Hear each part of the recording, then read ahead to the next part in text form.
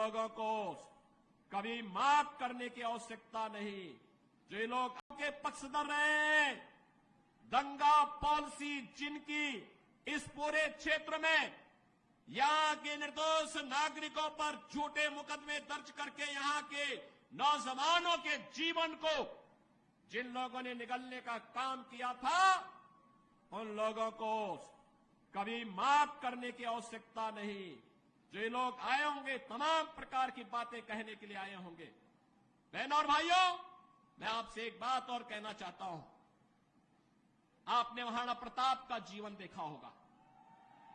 महाराणा प्रताप, जब महाराणा प्रताप की बात होती है तब भारत के स्वाभिमान की बात होती है, भारत के सम्मान की बात होती है। स्वधर्म और स्वराष्ट्र के लिए कैसा बलिदान चाहिए। सत्ता नहीं, घास की रोटी खाएंगे, लेकिन विदेशी हुकूमत के सामने कभी सिर नहीं झुकाएंगे। बहनों और भाइयों, जिन लोगों ने कर्फ्यू करके इस क्षेत्र में बहन बेटियों की इज्जत को नीलाम करने का काम किया था, जो लोग यहां की बेटी और व्यापारी के जीवन के लिए खतरा बन चुके थे, उन लोगों को फिर से पनपने का अवसर मत दीजिए।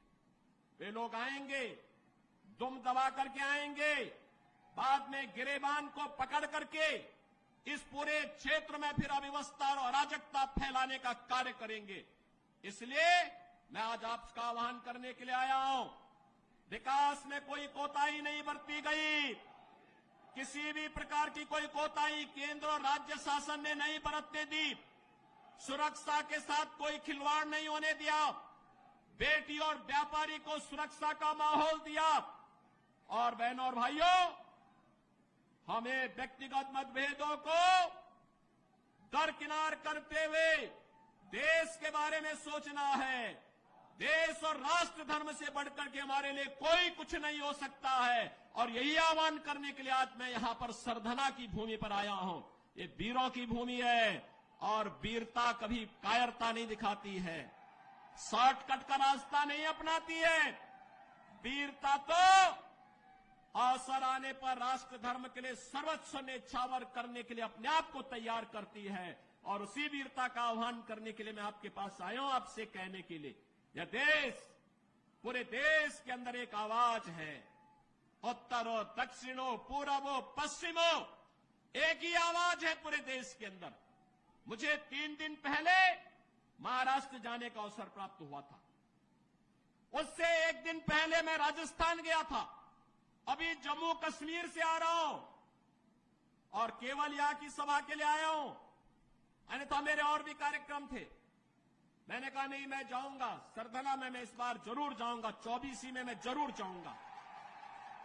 और बहनों भाइयों, मैं इसीलिए आया हूं आपसे कहने के लिए, जो लोग गुमराह कर रहे हैं उनके गुमराह में आने की आवश्यकता नहीं। ये लोग कभी नहीं आएंगे। फिर जाति के सौदागर उपयोग करेंगे, बाद में सौदेबाजी करके गायब हो जाएंगे।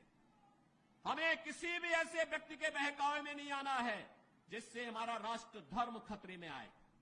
याद रखना, इस देश के राष्ट्र धर्म को हमेशा खतरा जब भी आया है, इन्हीं लोगों के कारण आया है, जिन्होंने जातीयता के आधार पर समाज के सामाजिक ताने बाने को छिन्न भिन्न किया है, हमेशा छिन्न भिन्न किया है। और बहनों और भाइयों, मैं आपको इस बात के लिए आश्वस्त करता हूं कि कोई माई के लाल बाल बांका नहीं कर सकता है। सुरक्षा की इतनी पुख्ता व्यवस्था हमने की है यूपी के अंदर। आज आप देखते होंगे बड़े बड़े दुर्दांत माफिया और अपराधी किस कदर उनकी दुर्गति हो रही है। आप देख रहे होंगे, जिनके नाम से ही लोग कर्फ्यू जैसा माहौल होता था, आज उनकी दुर्गति क्या है, हर व्यक्ति देख रहा है। इन माफिया और अपराधियों की स्थिति क्या है, आप रोज सोशल मीडिया के प्लेटफॉर्म को उठा करके देखते होंगे। एक दुर्दांत माफिया ऐसा भी था। बहनों और भाइयों, जब समाजवादी पार्टी की सरकार के समय चलता था तो मुख्यमंत्री हो या मुख्य न्यायाधीश, इन सब के काफिले रुक जाते थे और माफिया का काफिला निकलता था। और जब हमने कार्रवाई की उस माफिया के खिलाफ और उसको रगड़ करके कोर्ट के सामने प्रस्तुत किया तो उसकी पैंट गीली हो गई थी, उसकी पैंट गीली हो गई थी। और तब हमने कहा था उस समय उसको, हमने कहा था कानून को रौंदने वाले, आज कानून कितना बड़ा होता है यह एहसास हो रहा है कि नहीं हो रहा है। और निर्दोष लोगों को मारोगे तो मिट्टी भी नहीं मिल पाएगी। और बहनों और भाइयों, इसीलिए मैं आया हूं आपसे कहने के लिए, देखो जिनकी गर्मी हम शांत कर चुके हैं उनको गर्म मत होने दीजिए। अब इस क्षेत्र को विकास की मुख्य धारा के साथ जुड़ने दो। उनकी सबकी गर्मी शांत हो गई है, वे गए काम से।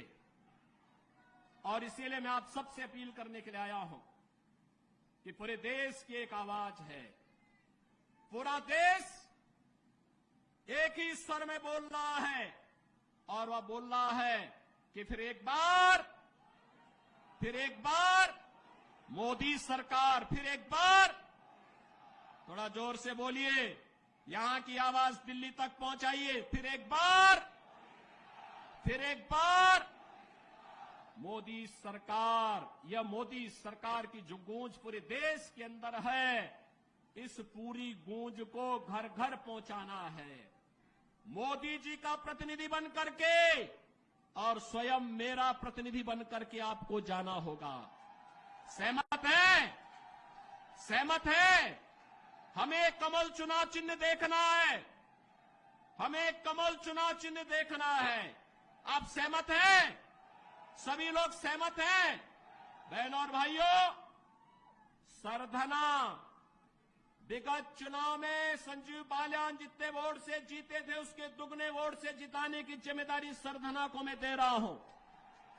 और बहनों और भाइयों, आप जिताएंगे तो मैं दोबारा फिर आऊंगा, यहां पर आऊंगा, फिर दोबारा आकर के आपके साथ बैठूंगा और बैठ करके फिर आपसे चर्चा करूंगा। और इसीलिए आपसे अपील करने के लिए मैं आया हूं, ये जिम्मेदारी आपकी है। मोदी जी को तीसरा कार्यकाल मिलना चाहिए, क्योंकि मोदी जी के नेतृत्व में हमारा भारत ग्लोबल पावर बनेगा, दुनिया